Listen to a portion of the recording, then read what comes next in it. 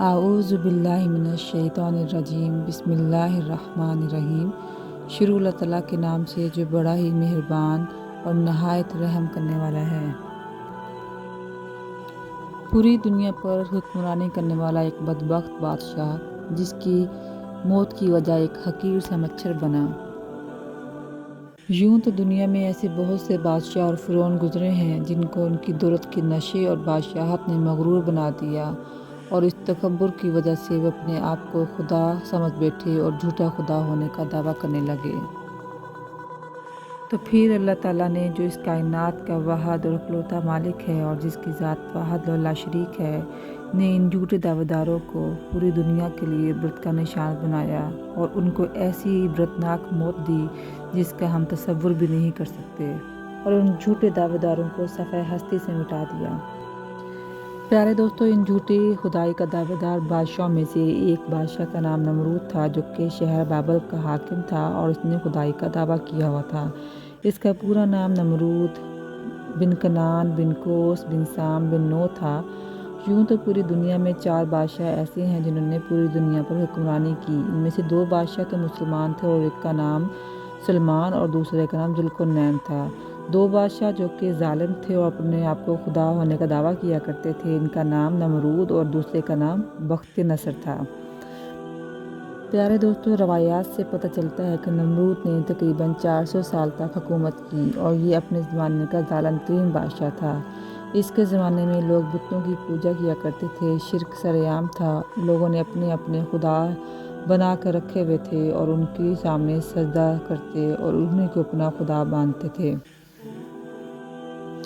پیارے دوستو، کفر و شرک کی اس دنیا میں اللہ تعالیٰ نے اس قوم کی بہتری کے لیے حضرت ابراہیم علیہ السلام کو بھیجا۔ کفر و شرک اور بت پرستی کے اس دور میں حضرت ابراہیم علیہ السلام وہ واحد انسان تھے جو اللہ تعالیٰ کی وحدانیت پر ایمان رکھتے تھے اور بتوں کی بجائے اللہ تعالیٰ کو حقیقی خدا مانتے تھے۔ حضرت ابراہیم علیہ السلام نے جب نمرودیوں کو بتوں کی پوجا کرتے ہوئے دیکھا تو ان لوگوں کو اللہ کی وحدانیت کی طرف بلایا اور ایک خدا کی عبادت کرنے کو کہا۔ لیکن بدبخت نمرودیوں کی قوم باز نہ آئی اور اسی طرح بتوں کی پوجا کرتی رہی۔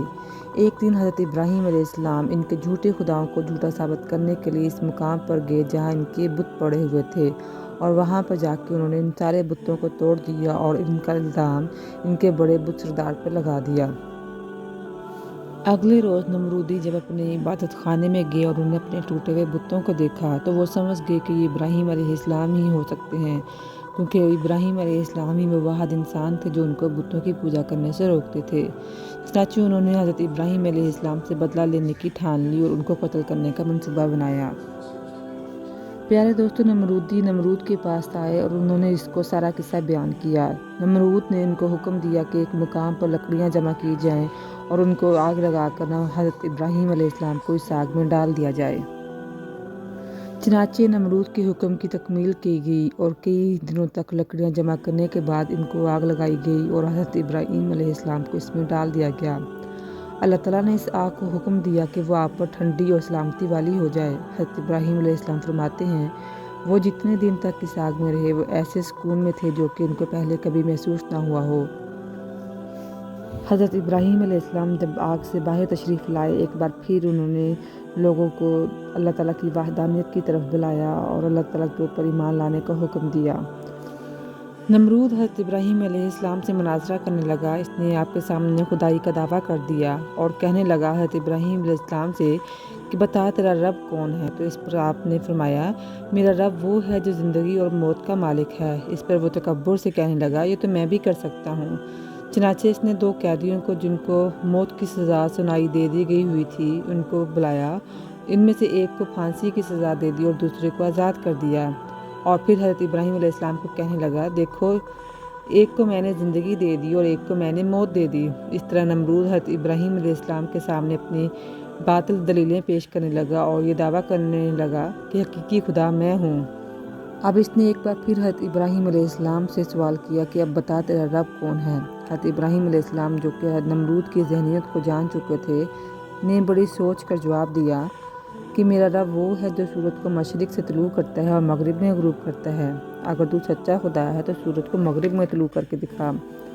چنانچہ حضرت ابراہیم علیہ السلام کی یہ بات سن کر نمرود کا رنگ اڑ گیا اور وہ لاجواب ہو گیا، اور اس طرح نمرود پوری قوم کے آگے ذلیل اور رسوا ہو گیا۔ اس کے بعد بھی حضرت ابراہیم علیہ السلام نے نمرود کو کئی بار اللہ کی وحدانیت کی طرف بلایا، لیکن وہ سرکشی سے باز نہ آیا اور سرکشی پر ڈٹا رہا۔ چنانچہ حضرت ابراہیم علیہ السلام کی بار بار اسلام کی دعوت دینے پر نمرود تنگ آ گیا، اور تنگ آ کر حضرت ابراہیم علیہ السلام سے کہنے لگا، اگر تیرا رب سچا ہے تو اسے کہہ کہ میری طرف فوج بھیجے اور میرے ساتھ آ کر جنگ کرے۔ جیسے ہی اس نے یہ بکواس کی، حضرت جبرائیل علیہ السلام حضرت ابراہیم علیہ السلام کی بارگاہ میں حاضر ہوئے اور ان سے کہنے لگے کہ اللہ تبارک و تعالیٰ کا لشکر جنگ کے لیے تیار ہے۔ حضرت ابراہیم علیہ السلام نے نمرود سے کہا کہ اللہ کا لشکر تیار ہے، تو نمرود نے ان سے 3 دن کی مہلت مانگی۔ چنانچہ نمرود کو 3 دن کی مہلت دے دی گئی۔ اس دوران نمرود نے مشرق و مغرب کے بڑے بڑے جنگجوؤں کو اکٹھا کیا اور ہتھیار کٹھے کیے، اور مکمل تیاری کر لینے کے بعد اس نے للکار کر کہا کہ ہماری فوج جنگ کے لیے تیار ہے، تو اپنے رب کی فوج کو بلاؤ۔ اس وقت حضرت ابراہیم علیہ السلام نے اللہ تعالیٰ سے دعا کی تو اللہ تعالیٰ نے مچھروں کی ایک فوج کو بھیج دیا۔